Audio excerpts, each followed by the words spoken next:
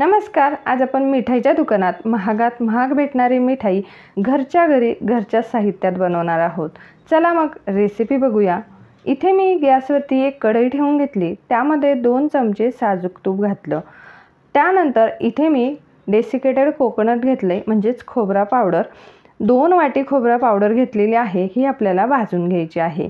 आता तुमच्याकडे जर खोबऱ्याची पावडर नसेल तर तुम्ही ओलं नारळ त्याची साल काढून आणि मिक्सरमध्ये फिरवून ते तुम्ही घेतलं तरीसुद्धा चालेल.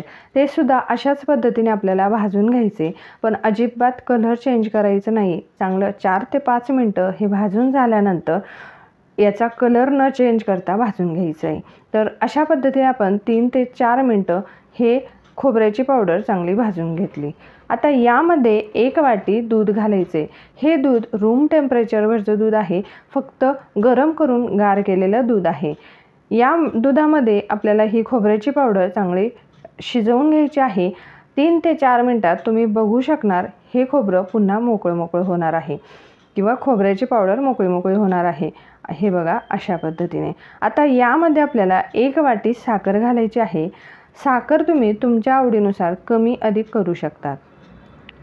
साखर घातल्यानंतर हे मिश्रण पुन्हा थोडं ओलसर होणार आहे, कारण की साखरेचं पाणी होतं.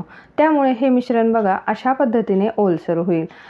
आता हे मिश्रण जोपर्यंत घट्ट होत नाही तोपर्यंत आपल्याला कमी गॅसवरती कंटिन्युअसली स्पॅच्युलाने चाळत राहायचं आहे.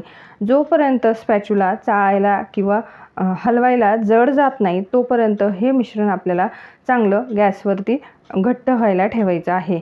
हे बघा आता बघा 5 ते 6 मिनटानंतर हे मिश्रण अजिबात स्पॅच्युलाने हलत नाही आहे. अशा पद्धतीने मिश्रण झाल्यानंतर अर्धी वाटी मिल्क पावडर घेतलेली आहे. मिल्क पावडर घातल्याने खव्यासारखा टेस्ट येतो, त्यामुळे मिल्क पावडरसुद्धा आवश्यक घाला.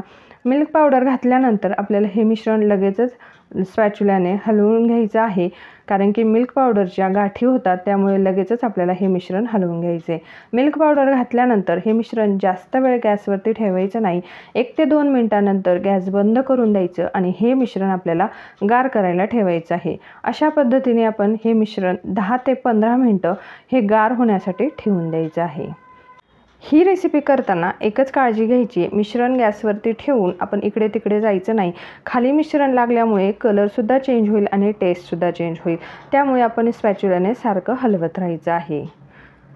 आता हे मिश्रण गार झाल्यावरती आता यापासून आपण लाडू बनवूया.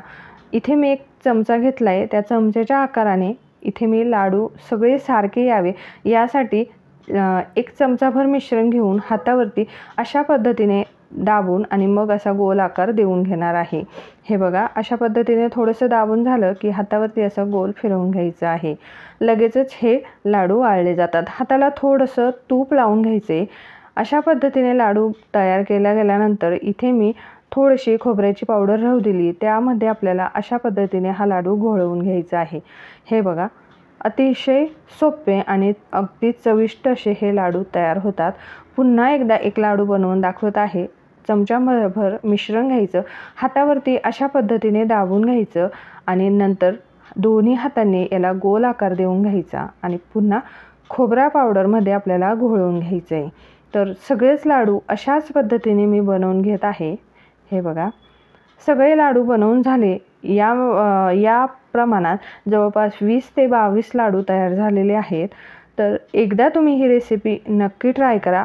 घरच्या साहित्यात आणि कमी वेळात बनणारी ही रेसिपी तुम्हीसुद्धा एकदा नक्की घरी ट्राय करा आणि कशी झाली हे मला कमेंट बॉक्समध्ये कळवा.